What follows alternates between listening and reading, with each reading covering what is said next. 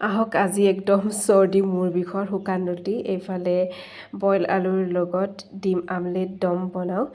গতিকে ৰেচিপিটো আপোনালোকৰ লগতো শ্বেয়াৰ কৰোঁ নমস্কাৰ নতুন এটি ভিডিঅ'লৈ আপোনালোক সকলোকে জনাইছোঁ স্বাগতম মই একদম চকু মুখ দেখি গম পাইছে কেনেকুৱা বেমাৰী হৈ আছোঁ এইফালে শুকান ৰুটি খাবলৈ লৈছোঁ তেল দিয়া একদম খাবলৈ মন নাযায় আৰু এইকেইদিন ভাতো খাবলৈ মন যোৱা নাই একেবাৰে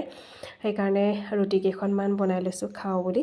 আৰু একদম জ্বলা দি জালুকীয়া কিবা খাবলৈ মন গৈছে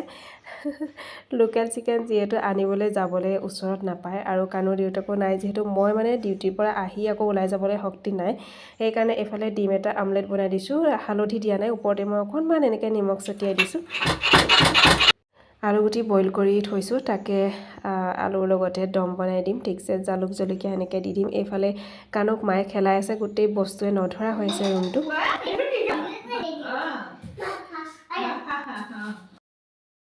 কেৰাহীখনত নাম মাত্ৰ তেল দিছোঁ অকণমান তেল দিছোঁ তাতে মই পাঁচফোৰণ কেইটামান ফুটাই লৈছোঁ আৰু পিঁয়াজ দি দিছোঁ এটা সৰু পিঁয়াজ কাটি লৈছিলোঁ সেইটো পৰিমাণতে মই দি দিছোঁ আৰু দুখিলা তেজপাত সৰু সৰুকৈ ছিঙি পেলাই দি দিছোঁ আদা ৰচুন পিছা আছিলে তাকে অকণমান দি দিছোঁ আৰু ইয়াতে এতিয়া জোখমতে হালধি দি দিম একো মা মছলা মই ব্যৱহাৰ নকৰোঁ কাৰণ জলকীয়াৰ গুড়ি আৰু জালুক দিম এফালে ডিম আমলেট কৰি থৈছোঁ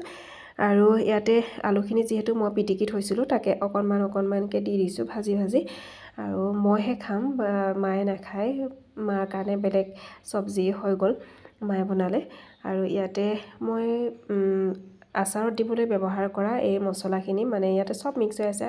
জলকীয়া গুড়িও আছে আৰু জালুক মাত্ৰ ইমানকণহে আছে তাকে অকণমান দি দিম জলকীয়া মই খোৱাৰ মতে একদম জোখত দি লৈছোঁ কাৰণ পূৰা জ্বলাকৈ খাবলৈ মন গৈছে আৰু ইয়াতে গৰম পানী দি দিম উতলা গৰম পানী ফ্লাক্সত ৰেডি হৈ আছিলে তাকে ফ্লাক্সৰ পৰাই মই ঢালি দিছোঁ অলপ উতল অহাৰ পিছত ইয়াতে মই জালুকৰ গুড়ি দি দিম আৰু ডিম আমলেটটো মই ইয়াতে পেলাই দিছোঁ অকণমান ছাইড কৰি কাটি থৈছোঁ কাণৰ কাৰণে আঞ্জাত নিদিয়াকৈ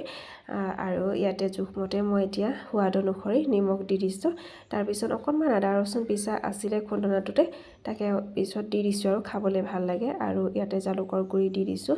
জলকীয়া যিহেতু দিয়াই আছিলে জালুক সেইকাৰণে বেছিকৈ দিয়া নাই নহ'লে খাব নোৱাৰা হৈ যাব আৰু কচুৰি মেথি অকণমান দি দিছোঁ ধনিয়া যিহেতু নাই সেইকাৰণে কচুৰি মেথি চলাই দিবলগীয়া হৈছে ভাল লাগে দিলে খাই ভাল লাগে গোন্ধটোতে আৰু এতিয়া মই অকণমান ডাঠ হোৱালৈ ৰাখি দিম মানে উতলি যেতিয়া অকণমান ডাঠ নিচিনা হ'ব তেতিয়া খাবলৈ ভাল হ'ব যিহেতু ৰুটিৰ লগতহে খোৱা হ'ব সেইকাৰণে অকণমান ডাঠ হোৱালৈ ৰাখি দিম এইফালে হৈ গ'ল আৰু বাচনকেইটাও লগতে মই ধুবলৈ ৰেডি কৰিছোঁ কাৰণ সেইফালে মায়ে কাণক খেলাই আছে তাকো ভাত খুৱাব লাগিব মা আৰু কাণৰ কাৰণে ভাত হৈ গ'ল মায়ে বনালে আৰু এইফালে হৈ গৈছে অলম'ষ্ট ৰেডি গেছটো মই ইমানতে ৰাখি দিম মানে অফ কৰি দিম বেছি নহ'লে ডাঠ হৈ যাব গেছটো অফ কৰি দিছোঁ ঢাকন লগাই দিছোঁ পিছে পৰে খাম লাহেকৈ ঠাণ্ডা হ'লে কাণক ভাতকেইটা খুৱাই লওঁ আৰু লগতে গেছটো মই মুচি দিছোঁ ভাত খোৱাৰ পিছত আকৌ এবাৰ ভালকৈ মোচা হ'ব কিন্তু এতিয়া তেলৰ চিৰিকটিবোৰ যিহেতু লাগি যাব সেইকাৰণে একেবাৰে মই চাফা কৰি দিছোঁ আৰু এইকেইখন মানে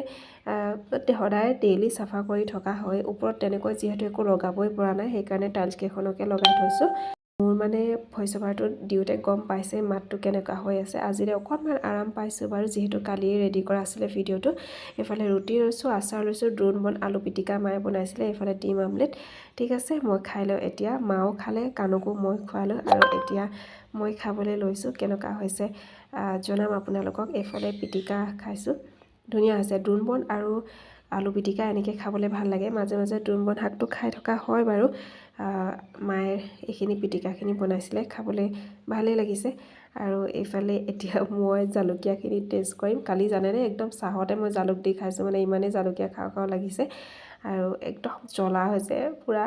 মজা হৈছে ঠিক আছে ভিডিঅ'টো সামৰণি মাৰিছোঁ দেই বাই বাই